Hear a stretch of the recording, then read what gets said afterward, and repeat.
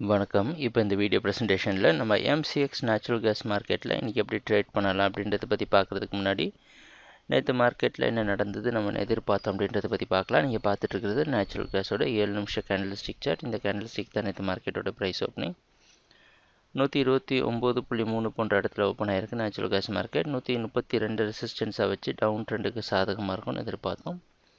Price ஓப்பனாலேருந்து market தொடர்ந்து சரிவை சந்திச்சு டவுன் ட்ரெண்டுக்கு சாதகமாகவே இருந்து 127 வரைக்கும் வந்து 127.7 க்ளோஸ் ஆகிருக்கு. இதுதான் நேற்று மார்க்கெட்டில் நடந்த முழுமையான ப்ரைஸ் ஆக்ஷன். நம்ம எதிர்பார்த்த மாதிரி டவுன் ட்ரெண்டுக்கு சாதகமாக இருந்தது. மிகப்பெரிய ஏற்ற இறக்கம் இல்லை, ஆனால் புதிய லோ கிரியேட் பண்ணியிருக்கு. நேற்று க்ளோசிங் முன்னாடி நாள் க்ளோசிங்கை விட கம்மியாக இருந்திருக்கு. ஸோ எல்லாமே செல்லிங்க்கு சாதகமாக அமைஞ்சிருக்கு. இன்றைக்கி மார்க்கெட்டோட ப்ரைஸ் ஓப்பனிங் 127 பக்கமாக ஓப்பன் ஆகிறதுக்கு வாய்ப்பு இருக்கிற மாதிரி வெளிநாட்டில் இருக்க நைமெக்ஸ் மார்க்கெட் வச்சு பார்க்குறப்ப தெரியுது. அந்த அடிப்படையில் நம்மளோட ட்ரேடிங் திட்டத்தில் எந்த ஒரு மாற்றமும் கிடையாது.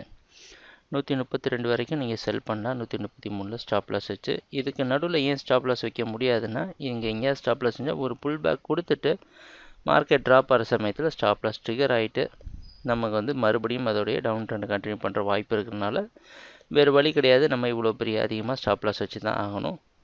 ஃபண்டு கம்மியாக இருக்குதுன்னு நினைக்கிறவங்க மார்க்கெட் ஓரளவு ஏற விட்டுட்டு அதுக்கப்புறம் செல் பண்ணுங்கள். அதனால் உங்கள் ஸ்டாப் லாஸ் குறையிறதுக்கு வாய்ப்பு உண்டு. எதிர்பார்க்குற அடுத்த டார்கெட் 122. ட்ரேடிங் நடக்கிறப்ப பார்ப்போம் என்னென்ன மாற்றங்கள் வருதுன்னு. எங்கள் வீடியோ ப்ரெசன்டேஷனை தொடர்ந்து பார்த்துட்டு வந்ததுக்கு மிக்க நன்றி, மகிழ்ச்சி, வணக்கம்.